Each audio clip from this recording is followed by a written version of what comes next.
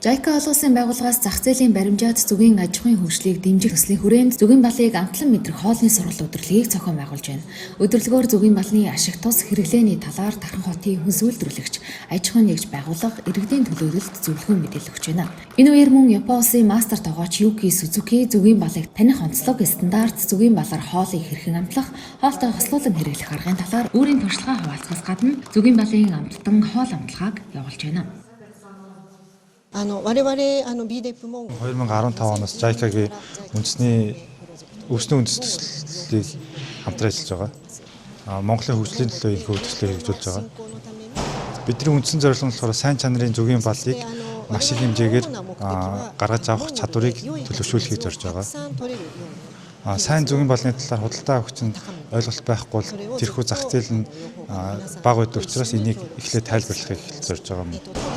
Өнөөдөр болохоор зах зээл буюу худалдаа авахчид танилцуулахын тулд Юки Сузуки сенсейг урьж ажиллаж байгаа. Энэ өдрлийн хүрээнд сайн чанарын зөвгийн балын талаар ойлголттой болж өдөр тутмынхаа амьдралд хэрэглэхийг хүсэж байгаа. Ялангуяа дахны бүс нутгийн тэр тусмаа Монголын бүс нутаг дотор хамгийн сайн чанарын зөвгийн балыг үйлдвэрлэдэг. Тэгээд дахны зах зээл буюу худалдаа авахчид төр гэсэн дахныхаа зөвгийн балыг үргээр хэлээсэй гэж хүсэж байгаа. 蜂蜜をもっと楽しんでいただけたらなというふうに思っています。Би 2017 онд Монголд ирсэн бөгөөд элчинд тогоочоор ажиллаж эхэлсэн. Үүнийхээ хүрээнд та бүхэн сая үзүүлсэн хоёр хүнсний ногооны номыг Монголд гаргасан бөгөөд монголчууд болохоор өдөр тутмынхаа илчлэгийг болохоор зөвхөн гурилнаас авдаг байсан бөгөөд монголчууд японочдын хэв маяг амьдралын маягийн төстэй ч гэсэн дундаж наслалтанд зөрүүтэй бөгөөд дунджаар ойролцоогоор 10 насны зөрүүтэй байсан.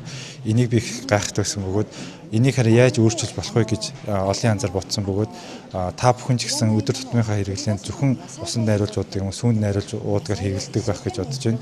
Энээс өөр олон янзын хэрэглээний арга байдаг гэж боддог байдаг бөгөөд энийг ч та бүхэн хэрэглээсэй гэж хүсэж байна.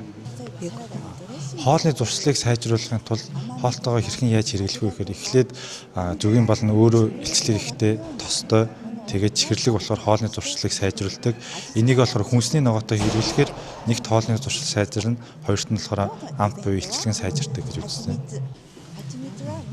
Та бүхэн ч гэсэн хоолны тухай их сонирхож байгаад би мөн баяртай байна. Энийг өдөр тутмынхаа амьдралд мөн хэрэглэхийг хүсэж байна. Өдөр тутмын амьдралд хэрэгтэй 3 зүйлийнхаа нэг болохыг та бүхнээс хүсэж байна. Зөвгийн бал гэдэг нь зөвгийнүүд бүх амьдралынхаа турш цуглуулж боловсруулсан байгалийн гаралтай чихэрлэг хүнс юм. Зөвгийн бал нь олон төрлийн ашигтай шинж чанартай бөгөөд хүний эрүүл мэндэд их тустай. Харин үүнийг өдөр тутмын хоол хүнсэндээ тохируулан хэрэглэх нь хоолны туршлыг нэмэгдүүлэх, гэдэс гадаадны үйл ажиллагааг сайжруулах чухал ач холбогдолтой